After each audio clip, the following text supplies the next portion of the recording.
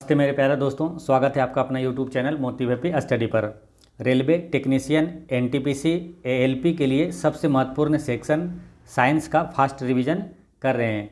इसमें आपको रेलवे में टीसीएस द्वारा नए पैटर्न पर साइंस से पूछा गया सभी प्रश्न बताएंगे और इस वीडियो में केमिस्ट्री का क्लास 5 वीडियो देखेंगे। और जो लोग पीछे का वीडियो नहीं देखें वो प्ले लिस्ट में जाकर जरूर देख लीजिएगा। अभी फिजिक्स और केमिस्ट्री दोनों साथ में आपको बता रहे हैं, ठीक है। उसके बाद फिर बायोलॉजी स्टार्ट करेंगे, ठीक है। तो फिजिक्स और केमिस्ट्री का दोनों का अलग अलग आप प्लेलिस्ट बना हुआ है, तो जो लोग नहीं देखें वो लोग सीरियल से क्लास 1 से देख सकते हैं, फास्ट रिवीजन कर सकते हैं, ठीक है। तो चलिए शुरू करते हैं। आज का पहला क्वेश्चन है अपरूपता से, यानी कि एलोट्रोपी से स्टार्ट होगा, ठीक है। तो इसमें क्वेश्चन क्या है, फुलरीन में डैश कार्बन परमाणु होते हैं। तो फुलरीन में 60 कार्बन परमाणु होता है, ठीक है। फुलरीन में कितना, 60 कार्बन परमाणु होता है। ये फुलरीन जो है ये कार्बन का अपरूप है, ठीक है। कार्बन का अपरूप है, इसमें 60 कार्बन परमाणु होता है। देखिए हीरा किसका अपरूप है, तो हीरा भी कार्बन का अपरूप है। तो याद रखना, हीरा, ग्रेफाइट, फुलरीन, कोयला, ये सब कार्बन का अपरूप है। कार्बन की परमाणु संख्या कितना होता है, तो 6 होता है ना, और इसका परमाणु द्रव्यमान कितना हो जाएगा, 12 हो जाएगा, ठीक। नेक्स्ट है 2 या 2 से अधिक रूपों में किसी तत्व का होना जिसमें भौतिक गुण भिन्न लेकिन रासायनिक गुण समान होते हैं, वो कहलाता है, तो वो अपरूपता कहलाता है, ठीक है।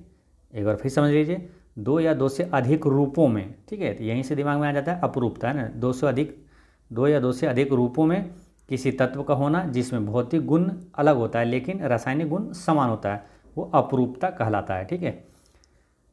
जैसे कि आपको बताए थे कार्बन का अपरूप में आता है हीरा, ग्रेफाइट, फुलरीन, ये सब कार्बन का अपरूप है ना, एलोट्रोपी। नेक्स्ट है कि निम्न में से कौन सा कार्बन का अपरूप नहीं है। तो कार्बन का अपरूप में जैसे हीरा है, ग्रेफाइट है, फुलरीन है, ठीक है, तो ये सब आपको याद रहेगा। और ये वाला नहीं है, कार्बन डाइऑक्साइड जो है ये कार्बन का अपरूप नहीं है। कार्बन डाइऑक्साइड भी काफ़ी महत्वपूर्ण है, यहाँ से क्वेश्चन आता है। एक क्वेश्चन तो आ जाएगा कि वायुमंडल में कार्बन डाइऑक्साइड कितना है, तो 0.03% है ना, कार्बन डाइऑक्साइड है। अग्नि बुझाने में किस गैस का प्रयोग किया जाता है, कार्बन डाइऑक्साइड का प्रयोग किया जाता है। एक क्वेश्चन आएगा कि ठोस कार्बन डाइऑक्साइड को क्या कहा जाता है, शुष्क बर्फ कहा जाता है ना। शुष्क बर्फ किसे कहा जाता है, ठोस कार्बन डाइऑक्साइड को, है ना, CO2 को। और ग्लोबल वार्मिंग के लिए सबसे जिम्मेदार जो गैस है, ग्रीन हाउस गैस में सबसे जो खतरनाक गैस होता है वो कौन सा है, तो वो कार्बन डाइऑक्साइड ही है ना, CO2, ठीक है। ये सारी चीज़ें याद रखना है। नेक्स्ट है निम्नलिखित में से कौन सा कार्बन का एक अपरूप है, तो हीरा है ना। हीरा, कोयला, ग्रेफाइट, फुलरीन, ये सब कार्बन का अपरूप है, ठीक है। और बात रही हीरा का, तो हीरा में से क्वेश्चन याद रखना है कि सबसे कठोर पदार्थ कौन सा है, वो हीरा ही है, ठीक है। हीरा का अपेक्षिक घनत्व कितना है, 3.52 होता है, ठीक है। और हीरा का जो चमकता है, हीरे का चमकना किसके कारण होता है, तो पूर्ण आंतरिक परावर्तन के कारण ये चमकता है। नेक्स्ट है अणु द्रव्यमान या भार से रिलेटेड क्वेश्चन आएगा। तो क्या पानी के 5 अणुओं का द्रव्यमान क्या होगा, ये पूछा है, ठीक है। तो पानी के एक अणु का द्रव्यमान मालूम है कितना होता है, तो वो कैसे निकालते हैं, तो पानी का सूत्र पहले लिखते हैं। पानी का जल का सूत्र क्या होता है, H2O। तो इसमें जो द्रव्यमान है वो एक अणु का कहलाएगा, ठीक है। तो इसमें कितना द्रव्यमान है, तो हाइड्रोजन का द्रव्यमान 1 होता है, तो H2 है, यानी कि 2 हो गया। फिर क्या है, H2 के बाद O है, ऑक्सीजन। ऑक्सीजन का द्रव्यमान कितना होता है, तो ऑक्सीजन का परमाणु संख्या है 8, इसका परमाणु द्रव्यमान है 16। तो कितना हो जाएगा टोटल, 2 और 16 कितना हो गया, 18। यानी कि जल का एक अणु में अनुभार कितना है, इसका 18 है, ठीक है। तो पानी के 5 अणुओं में पूछा है द्रव्यमान क्या होगा, तो 5 अणुओं में यानी कि 5 से गुना कर दिया, 18×5 = 90 हो जाएगा। इसका करेक्ट आंसर हो जाएगा ऑप्शन नंबर बी, ठीक है। तो आसानी से निकाल लेंगे, अब समझ में आ गया होगा। पानी के 5 अणुओं में पूछा, तो पानी का हमेशा याद रखना है, पानी जो लिखाएगा सूत्र होता है H2O, ये एक अणु के बराबर होता है, यानी कि एक अणु का द्रव्यमान है 18, हमेशा याद रखना है, वो 18 होता है। पानी का एक अणु का द्रव्यमान 18 होता है। 5 अणु का पूछा तो 18×5 = 90, 4 अणु को पूछता 18×4 = 72। तो इस तरह से आप आसानी से बना सकते हैं। नेक्स्ट है 212 आएगा।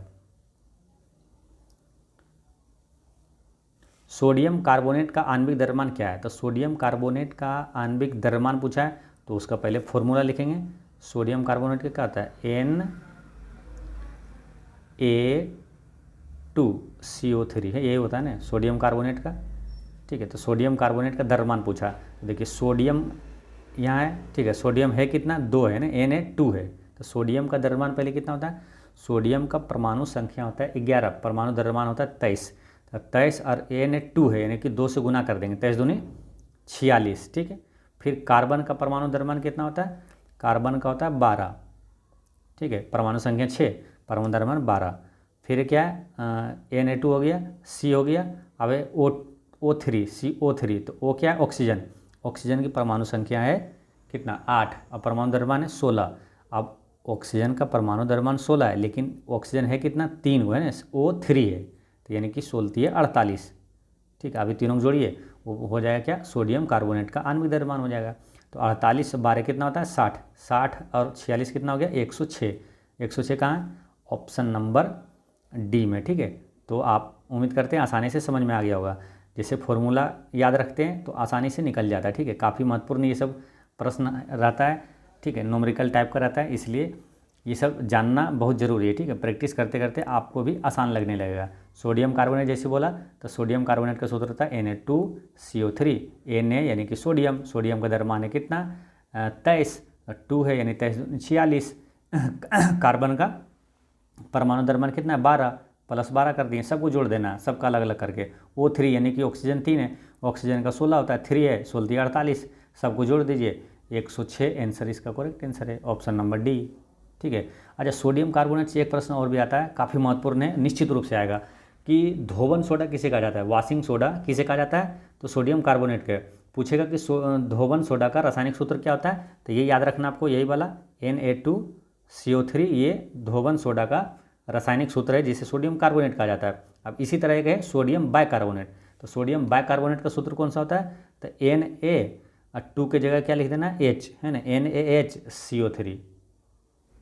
ठीक है, ये होता है सोडियम बाइकार्बोनेट, और सोडियम बाइकार्बोनेट को खाने वाला सोडा कहा जाता है। ठीक है, तो खाने वाला सोडा का रासायनिक नाम पूछे तो सोडियम बाइकार्बोनेट, और सूत्र पूछे तो NaHCO3। ठीक है, तो ये याद रखना है। नेक्स्ट है नाइट्रोजन के 0.6 अणु का द्रव्यमान है, तो नाइट्रोजन का द्रव्यमान है 14। ठीक है, 14 होता है नाइट्रोजन, लेकिन नाइट्रोजन का जो द्रव्यमान सूत्र होता है N2 होता है। ठीक है, तो N2 हुआ यानी कि इसका क्या हो जाएगा द्रव्यमान एक अणु का, तो हो जाएगा 14 दूनी 28 है ना, N2 है तो 14 दूनी 28 हो जाएगा। ठीक है, 28 हो जाएगा, तो पूछा 0.6 अणु का, तो 0.6 से गुना कर दीजिए इसमें, तो कितना हो जाएगा 28 छक 68 से है ना, 8 छक 48, हाँ 28 छक 68 से 168। अब पॉइंट है यहाँ, 0.6 से गुना किया तो एक अंक के बाद पॉइंट बैठा दीजिए, यानी 16.8।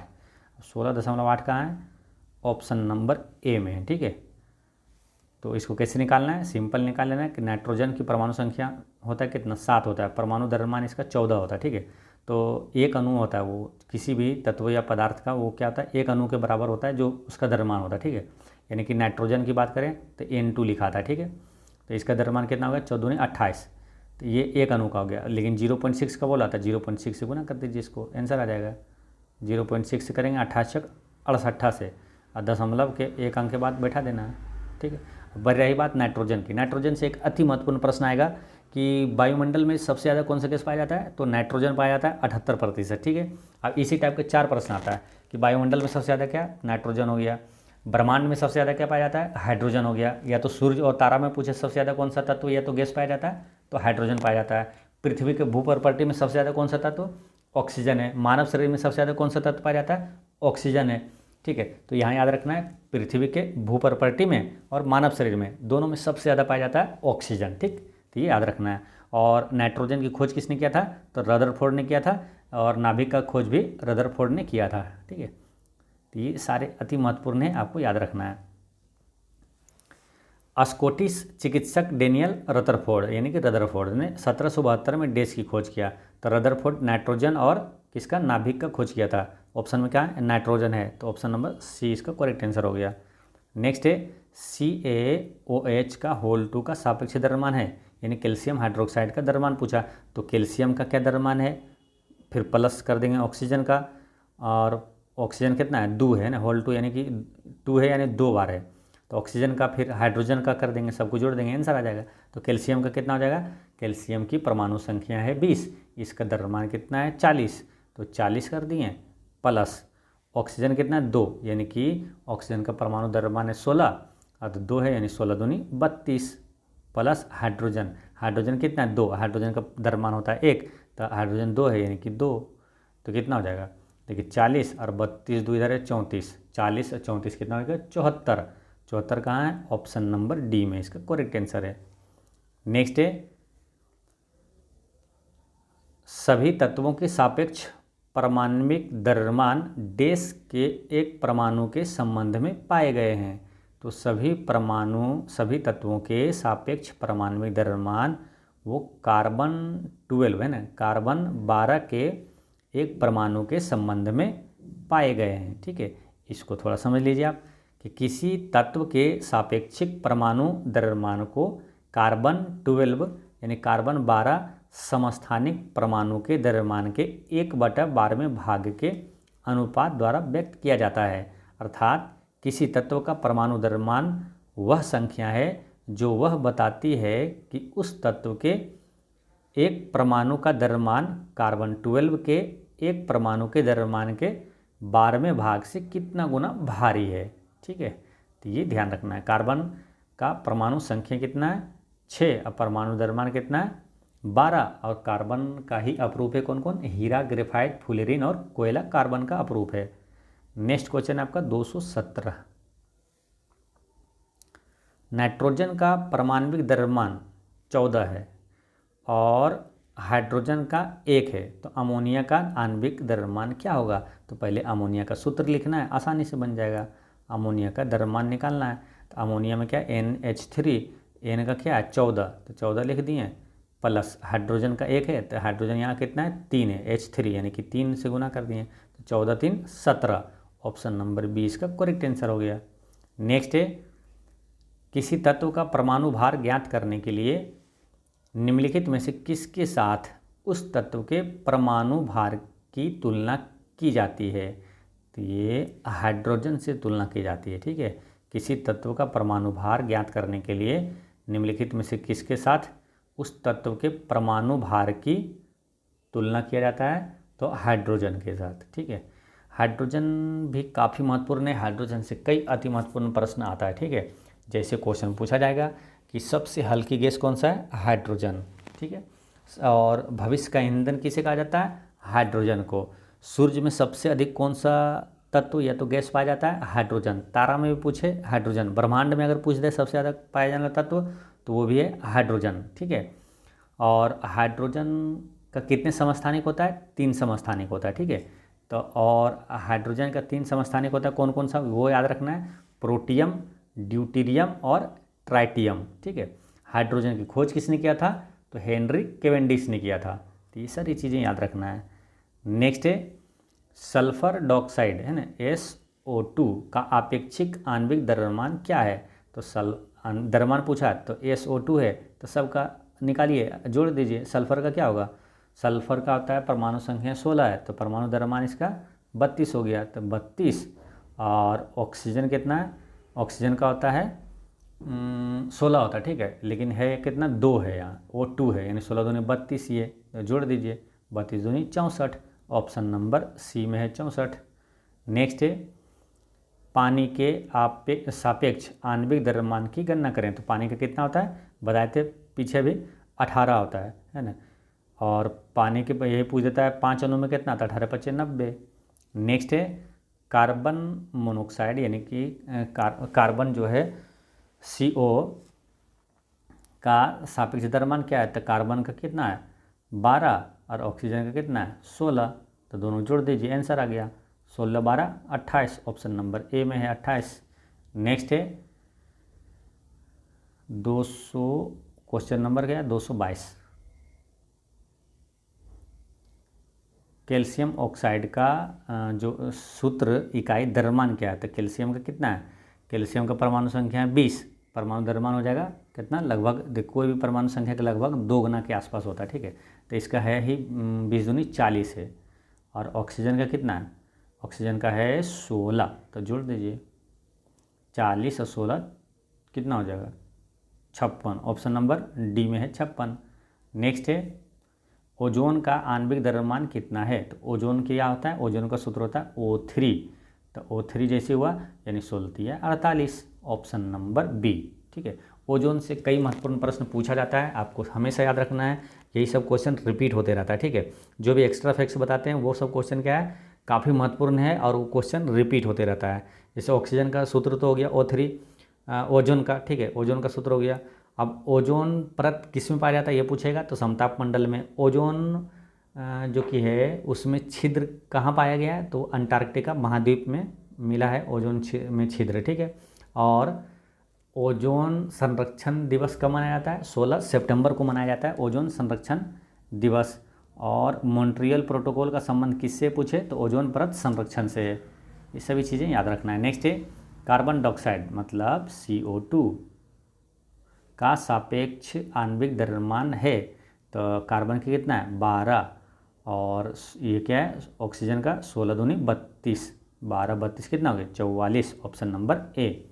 ठीक है, कार्बन डाइऑक्साइड की बात करें तो वायुमंडल में कितना पाया जाता है 0.03%। ठीक है, ऑप्शन में 0.3 भी डायरेक्ट रहेगा, लेकिन ध्यान रखना 0.03% ये वायुमंडल में पाया जाता है। ठोस कार्बन डाइऑक्साइड को शुष्क बर्फ कहा जाता है, और अग्नि बुझाने में कार्बन डाइऑक्साइड का यूज किया जाता है, और ग्लोबल वार्मिंग में सबसे जिम्मेदार जो गैस है वो कार्बन डाइऑक्साइड ही है। नेक्स्ट है कार्बन डाइऑक्साइड के सापेक्ष आणविक द्रव्यमान कितना है, तो 44 अभी पीछे बताए थे, है ना, 12 और 32 है ना 44। और सल्फ्यूरिक अम्ल का आणविक द्रव्यमान पूछा है, तो सल्फ्यूरिक अम्ल में क्या H2 यानी कि 2, ये हो गया। सल्फर का कितना है 32, और ऑक्सीजन का कितना है 4 ऑक्सीजन है, तो 16 चौका 64। ठीक है, तो कितना हो गया 32 और 64 कितना होगा 32 या 96 और 2 98, ऑप्शन नंबर डी इसका करेक्ट आंसर है। नेक्स्ट है कैल्शियम ऑक्साइड सूत्र का आणविक द्रव्यमान क्या होगा, तो इसका कितना बताए थे 56, पीछे भी आया था, ऑप्शन नंबर सी है ना। कैल्शियम का हो जाएगा 40 और 16 56। नेक्स्ट क्वेश्चन है कैल्शियम क्लोराइड है ना, यानी कि CaCl2 सूत्र का इकाई द्रव्यमान क्या हुआ था, सिंपल आप निकाल सकते हैं, आप सीख गए होंगे। कैल्शियम का क्या हो जाएगा 40, और क्लोरीन का होता है 17, लेकिन यहाँ 2 गो है, 17 तो परमाणु संख्या हो गया, इसका परमाणु द्रव्यमान होता है 35 है ना, क्लोरीन का परमाणु द्रव्यमान होता है 35, तो 35 दूनी 70 होगा। ठीक है, तो 7 4 11, तो ये 11 कहाँ है, यानी कि ऑप्शन नंबर यानी होगा 110 के आसपास है, तो 110 के आसपास ऑप्शन कौन है, ऑप्शन नंबर बी है।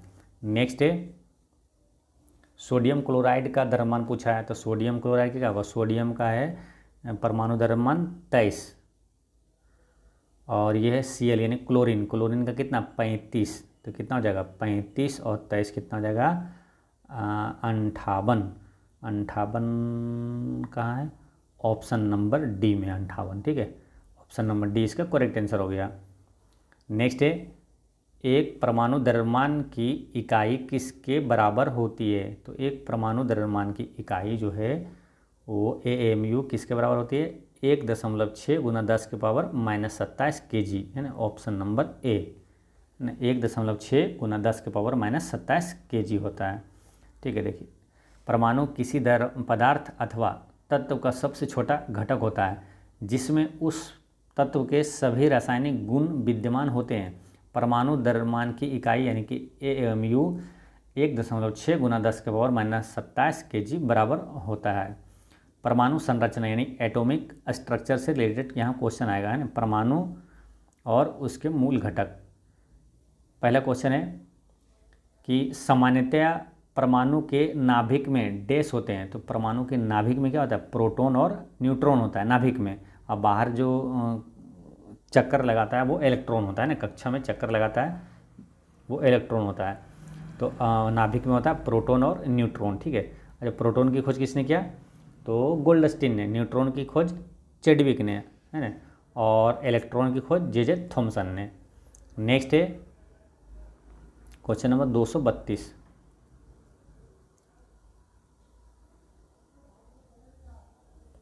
डैश विद्युतीय तटस्थ और कमजोर सूक्ष्माणु पर परस्पर प्रभाव है, तो ये न्यूट्रॉनो जो है ये विद्युतीय तटस्थ और कमज़ोर सूक्ष्माणु पर परस्पर प्रभाव है, ठीक है। और न्यूट्रॉनो है यानी कि न्यूट्रॉन से रिलेटेड है। ये न्यूट्रॉन का खोज किसने किया था मालूम? न्यूट्रॉन का खोज किया था चेडविक, ठीक है। लेकिन न्यूट्रॉनो एक नया कण है जिसका सर्वप्रथम आविष्कार 1930 में पाउली ने किया था। इस कण का प्रथम सैद्धांतिक आधार प्रसिद्ध भौतिकविद फर्मी ने 1934 में बतलाया। न्यूट्रॉन की खोज चेडविक ने किया था।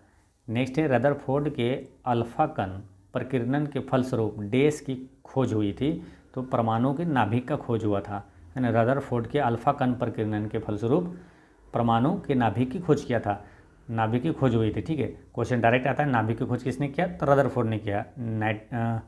और एक कौन सा था? नाइट्रोजन, है ना। नाइट्रोजन की खोज भी पूछे तो रदरफोर्ड ने किया था। नेक्स्ट है इलेक्ट्रॉन के समतुल्य प्रतिद्रव्य कणों को डैश कहा जाता है, तो इलेक्ट्रॉन के समतुल्य वो पॉजिट्रॉन है, वो है ना, पॉजिट्रॉन कहा जाता है, ठीक है। तो ये ध्यान रखना है यहाँ पे एक चीज़ है कि इलेक्ट्रॉन के समतुल्य प्रतिद्रव्य कणों को पॉजिट्रॉन कहा जाता है। पॉजिट्रॉन इलेक्ट्रॉन परमाणु में पाए जाने वाला एक मौलिक कण है।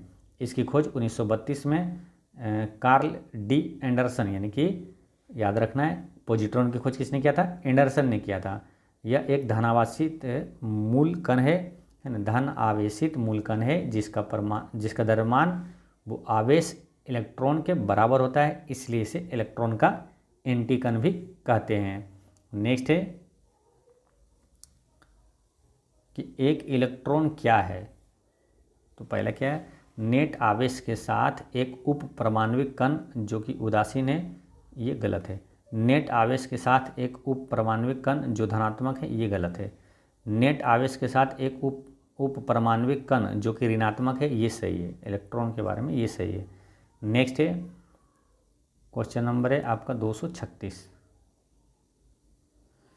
ये जो जेम्स चेडविक है ने किस उप परमाणवीय कण की खोज किया था? न्यूट्रॉन की खोज किसने किया था? चेडविक ने किया था। Option number D. न्यूट्रॉन की खोज चेडविक ने, प्रोटॉन का गोल्डस्टीन ने और इलेक्ट्रॉन का जे थॉमसन ने किया था।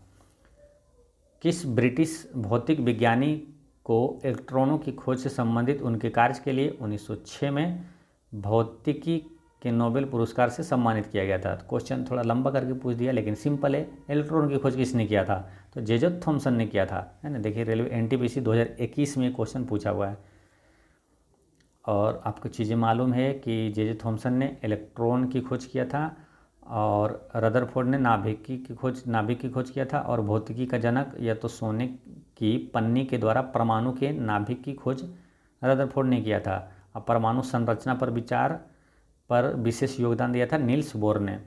इलेक्ट्रॉन की खोज पूछा यहाँ तो जे थॉमसन ने किया था। Option number B. और इलेक्ट्रॉन एक ऐसा कण है जिसका द्रव्यमान 9.1 × 10⁻³ kg है, ठीक है। इलेक्ट्रॉन का द्रव्यमान है 9.1 × 10⁻31 kg। लेकिन इस पर जो आवेश है ना, इलेक्ट्रॉन पर इकाई ऋण आवेश होता है। कितना होता है? इकाई ऋण आवेश होता है, ये ध्यान रखना है। 1.6 × 10⁻⁻19 कूलाम, ठीक है, ऋण आवेश होता है। नेक्स्ट है निम्नलिखित में से किन कणों में सकारात्मक आवेश होता है? तो सकारात्मक होगा प्रोटॉन में, ठीक है। नकारात्मक पूछता है तो इलेक्ट्रॉन में, उदासीन हो जाता है न्यूट्रॉन में।